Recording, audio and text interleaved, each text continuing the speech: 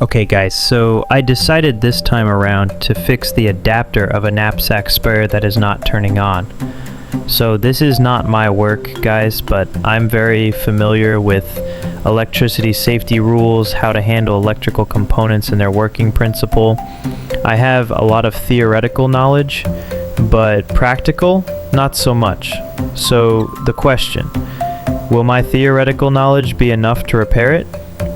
I have tried several projects like this and they worked, so I think I'm having a lot of confidence. Please don't do this at home unless you have some practical knowledge on how to handle electricity and electronic components. Also, I didn't do this while the socket was plugged. First thing is to open up the case and look for visible problems like swollen capacitors, burnt components. Guess what? A swollen capacitor on the AC circuit, I will be replacing this. I didn't get the exact capacitance, but they are the same voltage.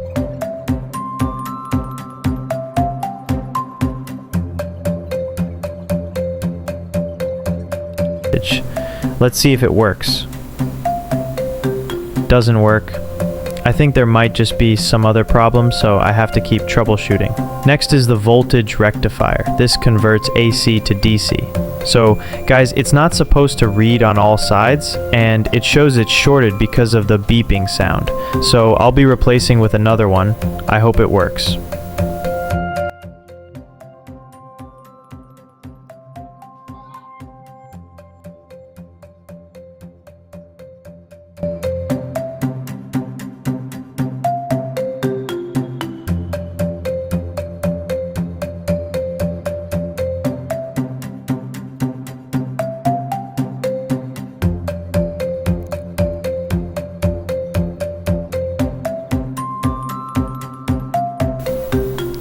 Doesn't work.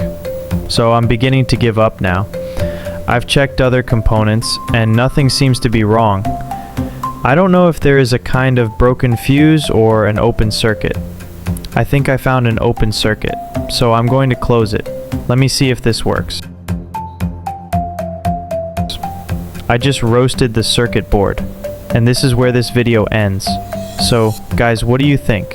This is why companies ask for your years of experience before employing you to their company. Theory is good, but the practicals builds you and give you the real skill required. Guys, my heart skipped when the board burnt. Once again, don't try this at home unless you are used to handling electrical components. Please, guys, consider subscribing to this channel for more interesting videos. Thanks.